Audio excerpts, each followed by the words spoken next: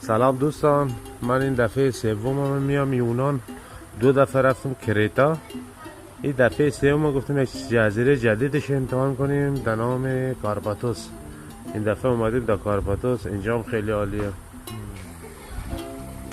آره یونان که اصلا واقعا آب دریاش خیلی عالیه. خلاصه دایتون میگم سرتون در نیارم.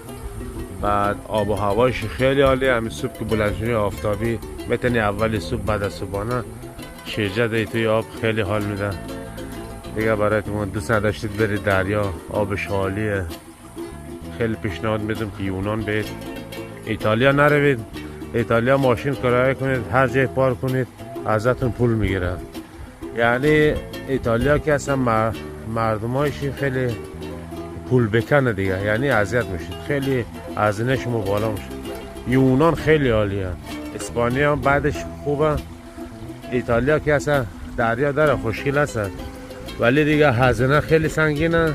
هر جای شما ماشین کرایه منید پارک کنید ازتون پول میگیرن. ولی یونان هر جایی که دوست دارید پارک کنید پول ازتون نمیگیرن. همه جای آزادید، هر جایی که دوست دارید میتونید پارک کنید. برید یونان بین. یونان خیلی عالیه، آدمای خیلی خوبی داره. ما تا حالا ازش بدی ندیدیم، خیلی راضییم. خلاصه انشالله شما برید خوب حالشو ببرید.